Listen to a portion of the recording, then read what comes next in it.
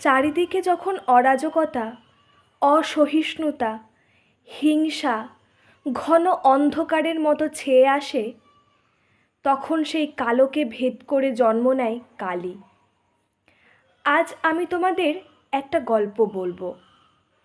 এটা গল্প হলেও সত্যি, আর এই সত্যির সাক্ষী সেদিনের অনেক অনেক মানুষ। একটা গ্রাম, একটা সকাল, অনেক মানুষের চিন্তিত মুখ, কানে কানে কথা, আর সেখান থেকে জন্ম নিল একটা ঘটনা। কালী মন্দিরের উপাসক অন্য দিনের মতো ভোরে গিয়েছিলেন মায়ের মন্দিরে নিত্য সেবার জন্য। গর্ভগৃহে ঢুকে তিনি চিৎকার করে মাটিতে লুটিয়ে পড়েন। তার চিৎকার শুনে আশেপাশের দুই একজন ছুটেও আসেন।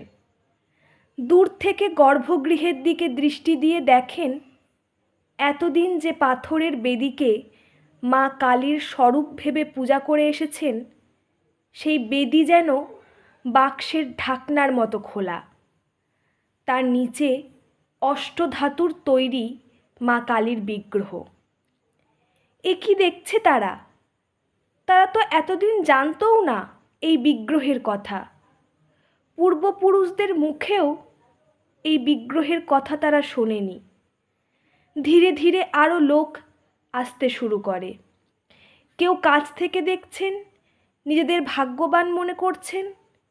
কিছুজন আবার দূর থেকে প্রণাম করেই প্রসন্ন।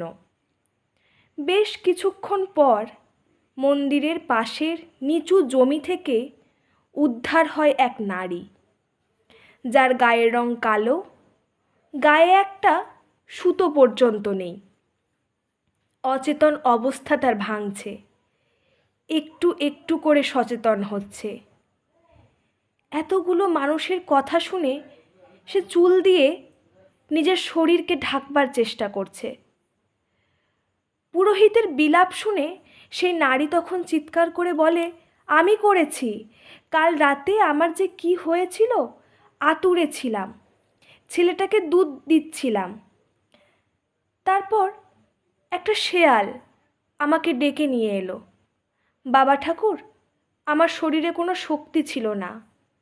গর্ভগৃহে গিয়ে মনে হলো এই পাথরের দেবতার নিচে কিছু একটা আছে, তাই তুলে দেখলাম। একে শূদ্রাণী, তার ওপর আতুর। লোকজন তার ওপর ক্ষেপে উঠল। পুরোহিত রেড়ে করে তেড়ে এসে তাকে চাড়াল প্রভৃতি নানা রকম গালমন্দ করল এবং এও জানালো তার জন্যই আজ দেবীর মন্দির অপবিত্র। 100 ঘড়া গঙ্গার জল ঢাললেও সেই মন্দির হয়তো শুদ্ধ হবে না। এই কথা শুনে গ্রামের লোক যখন মারমুখী হয়ে হঠাৎ সেই মেয়ের দিকে ছুটে গেল, আর তখনই মন্দিরের ছাদ গেল ভেঙে। বাক্সের ঢাকনার মতো সেই পাথরের বেদিও হয়ে গেল বন্ধ। গ্রামের লোকজন অনেক চেষ্টা করেও সেই ঢাকা আর খুলতে পারেনি। কোথা থেকে এক সাধু এসে সকলকে বলল, মায়ের মন্দিরে মাকে অপমান করেছিস আর ভাবছিস মায়ের দেখা পাবি? তোরা তো সেই সুযোগ হারিয়েছিস। এখন জ্যান্ত মায়ের কাছে ক্ষমা চেয়ে নে। যাই হোক, সেই গ্রামের সেই দেবী তখন সকলের দেবী হয়ে ওঠে। সবাই একসাথে মায়ের আরাধনা করে। তবে সময় বদলেছে, সময় বদলাচ্ছেও। যারা নিজের চোখে এই ঘটনা দেখেছিল তারা বিদায় নিচ্ছে। মা ঠাকুরমার গল্পের আসরে এই সত্যিকারের গল্প ফিকে হয়ে আসছে। আর কয়েক বছর পর এটা হয়তো লোককথায় পরিণত হবে। আবার কালো ছেয়ে আসবে, আর সেই কালোকে ভেদ করে এগিয়ে আসবে কালী।